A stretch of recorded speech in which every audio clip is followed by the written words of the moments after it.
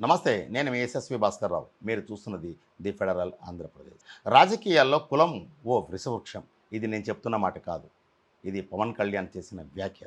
కానీ ఇదే మాట ఇప్పుడు పవన్ కళ్యాణ్కు ముళ్ళులా గుచ్చుకుంటుందా అంటే అవుననే కనిపిస్తోంది. ఎందుకంటే నేను కాపుల కోసం పార్టీ పెట్టలేదు అని పవన్ కళ్యాణ్ చేసిన వ్యాఖ్యలు ఏపీ రాజకీయాల్లో ఒక భూకంపమే సృష్టించాయి. కాపు సంఘాల నాయకులు తీవ్ర అసంతృప్తి వ్యక్తం చేశారు.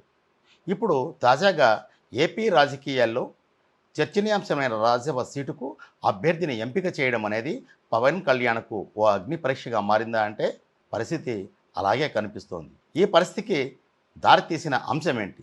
ఇటీవల ఓ సందర్భంలో సీఎం చంద్రబాబు తాత్కాలిక మిత్రుడు, వైఎస్ జగన్ దీర్ఘకాలిక స్నేహితుడు అని పవన్ కళ్యాణ్తో కేంద్ర మంత్రి అమిత్ షా చేసిన వ్యాఖ్యలు, ఆ మాటలు తనకు జనసేన అంతర్గత సమావేశం నుంచి అందాయని ఉస్మానియా యూనివర్సిటీ ప్రొఫెసర్ నాగేశ్వర్ చేసిన వ్యాఖ్యల నేపథ్యంలో తీవ్ర దుమారమే చెలరేగింది. అదే రోజు సాయంత్రానికి ప్రొఫెసర్ నాగేశ్వర్ ఆ వ్యాఖ్యలు ఉపసంహరించుకోవడం, కేసులు నమోదు చేసినా వాటిపైన చర్య తీసుకోవద్దని పవన్ కళ్యాణ్ పార్టీ శ్రేణులకు, పోలీసులకు ఆదేశాలు జారీ చేసిన నేపథ్యం, ఆ తర్వాత జరిగిన సమావేశంలో మంగళగిరిలో పార్టీ కార్యకర్తల సమావేశంలో మాట్లాడుతూ పవన్ కళ్యాణ్ ఈ వ్యాఖ్యలు చేశారు. తాను కులం కోసం పార్టీ పెట్టలేదు, సామాజిక అంశాల ప్రాతిపదికగా పేదలకు న్యాయం చేయాలనేది తమ అంతిమ లక్ష్యం అంటూ ఆయన చేసిన వ్యాఖ్యలు కొన్ని రోజుల కిందట తీవ్ర దుమారం చెలరేగాయి. ఇదిలా ఉంటే పవన్ కళ్యాణ్ను గుండెల్లో పెట్టుకున్న కాపు సంఘాల నేతలు తమ సామాజిక వర్గం నుంచి ఓ నేత వచ్చాడని కాపు సంఘాలు హర్షం వ్యక్తం చేశాయి, ఆనందపడ్డాయి, అండ దొరికిందని సంబరపడ్డాయి. ఇప్పటికీ ఆ పరిస్థితిలో ఎలాంటి మార్పు లేదు, తేడా లేదు. అయితే కులంపై పవన్ కళ్యాణ్ చేసిన వ్యాఖ్యలు మంటలు రగిల్చిన విషయం మాత్రం వాస్తవం. కానీ అవి ఎక్కడికక్కడ చల్లారినట్లే కనిపిస్తున్నాయి. కొందరు నేతలు అదే సందర్భంలో పవన్ కళ్యాణ్పై కూడా మండిపడ్డారు. అసలు పవన్ కళ్యాణ్ ఎవరి వైపు? కులముద్ర నుంచి బయటపడాలని ఆయన చేస్తున్న తాపత్రయం ఆయనకు రాజకీయంగా శరాఘాతంగా మారుతోందా? ఇప్పుడు ఏపీ రాజకీయాల్లో చర్చనీయాంశమైన రాజ్యసభ సీటు పవన్ కళ్యాణ్కు అగ్ని పరీక్షగా మారబోతోందా అంటే ఈనాటి తాజా పొలిటికల్ మిర్చి మసాలాలో ఆ విశేషాలు ఏమిటో చూద్దాం. ఏదైనా మార్పు కోసం పవన్ కళ్యాణ్ గలమెత్తితే సామాన్యుడు ఆశగా చూస్తాడు. కులమతాలకు అతీతంగా సామాన్యుడికి అండగా ఉంటాను అని ఆయన భరోసా ఇస్తుంటారు. కానీ ఇప్పుడు రాజ్యసభ సీటు వ్యవహారం చేస్తుంటే మళ్ళీ కథ మొదటికే వస్తుంది. జనసేన నుంచి పేరు వినిపిస్తున్నది లింగమనేని రమేష్ది. ఆయన ఒక పెద్ద కార్పొరేట్ వ్యాపారవేత్త. కమ్మ సామాజిక వర్గానికి చెందిన ఈ పారిశ్రామికవేత్తకు జనసేన నుంచి సీటు ఇస్తే పవన్ కళ్యాణ్ ఆశించిన సామాజిక సమానత్వం ఎక్కడ ఉన్నట్టు అనే ప్రశ్నలు కూడా తెరపైకి వచ్చే అవకాశం లేకపోలేదని రాజకీయ విశ్లేషకులు భావిస్తున్నారు. కార్పొరేటర్లకు పెద్దపీట వేస్తే సామాన్యుడి గుండెను కళ్యాణ్ ఎలా హత్తుకుంటారు? జనసేన ఆవిర్భవించిన 12 సంవత్సరాల నుంచి ఆ పార్టీని అంటిపెట్టుకొని పవన్ కళ్యాణ్ వెంట బాటలో నడుస్తున్న ఆంధ్రప్రదేశ్లోని పార్టీ శ్రేణులకు, నాయకులకు ఎలాంటి సందేశం ఇస్తారు, ఎలాంటి భరోసా ఇవ్వబోతున్నారు అనేది కూడా ఆసక్తికరంగా మారింది.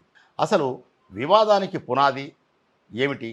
కాపులు ఎందుకు ఆగ్రహం వ్యక్తం చేశారు అనే విషయాలు మనం పరిశీలిస్తే, పవన్ కళ్యాణ్ అన్నాక అభిమానంలో అంచనాలు మామూలుగా ఉండవు. కానీ కుల సంఘాల ప్రాధాన్యతపై ఆయన చేసిన వ్యాఖ్యలు మాత్రం ముసలం పుట్టించాయి. అవి టీ కప్పులో తుఫాన్లా తేలిపోయిన విషయమే. అయితే కులాన్ని వాడుకుని ఎదిగిన నాయకులు ఇప్పుడు అదే కులాన్ని విమర్శించడం దేనికి అంటూ కాపు సంఘం నేత దాసరి రాము వంటి నేతలు ఘాటుగా గళ వినిపించారు. అవసరం వచ్చినప్పుడు కులాన్ని వాడుకొని ఆ తర్వాత వదిలేస్తారా అని కూడా ఆయన వ్యాఖ్యానించారు. అసలు పవన్ ఏ ఉద్దేశంతో నేను కులాల కోసం పార్టీ పెట్టలేదు అని చెప్పారో దాన్ని కాపు సామాజిక వర్గం ఒక అసహనంగా భావించింది. కులాల రాజకీయాలు అంటే అభివృద్ధి ముఖ్యం అని పవన్ కళ్యాణ్ విశ్లేషించారు. ఉద్దేశంతో నేను కులాల కోసం పార్టీ పెట్టలేదు అని చెప్పారో దాన్ని కాపు వర్గం ఒక అసహనంగా భావించింది. కులాల రాజకీయాల కంటే అభివృద్ధి ముఖ్యం అని పవన్ కళ్యాణ్ సుదీర్ఘంగా విశ్లేషణ ఇవ్వడంతో పాటు తన ఎంచుకున్న బాటలో ఉన్న లక్ష్యాన్ని ఆయన వివరించే ప్రయత్నం చేయడంలో సఫలమైనట్లు చెప్పవచ్చు. కానీ మా ఓట్లు, మా మద్దతు అవసరమైనప్పుడు కులం గుర్తు రాలేదా అని కాపు సంఘాల నేతలు నిలదీశారు. ఈ మాటల యుద్ధం ఇలా జరుగుతున్న నేపథ్యంలోనే రోజుల వ్యవధిలోనే రాజ్యసభ స్థానాలు భర్తీ చేయడం ఒక ప్రహసనంగా మారిపోయింది. అంటే రాజ్యసభలో ఆంధ్రప్రదేశ్ నుంచి 4 సభ్యులు విరమణ చేస్తుంటే అందులో తెలుగుదేశం పార్టీ, జనసేన, బీజేపీ కూటమిలోని నాయకులు సమానంగా పంచుకోవడానికి, అంటే సీట్లు ఎక్కువ ఉన్న వారికి ప్రాధాన్యత క్రమంలో తీసుకోవడానికి ఒక అభిప్రాయం ఇటీవల జరిగిన ఎన్డీఏ సమావేశంలో నిర్ణయించుకున్నారు. అమరావతిలో జరిగిన ఈ సమావేశంలో 3 సీట్లు తెలుగుదేశం పార్టీకి, ఒక స్థానాన్ని జనసేన పార్టీకి కేటాయించాలని సూత్రప్రాయంగా నిర్ణయం కూడా జరిగింది. అయితే ఇంతవరకు అధికారికంగా ఆ పేర్లు మాత్రం ప్రకటించుకున్నా జనసేన పార్టీ నుంచి లింగమనేని రమేష్ పేరు ప్రముఖంగా వినిపిస్తోంది.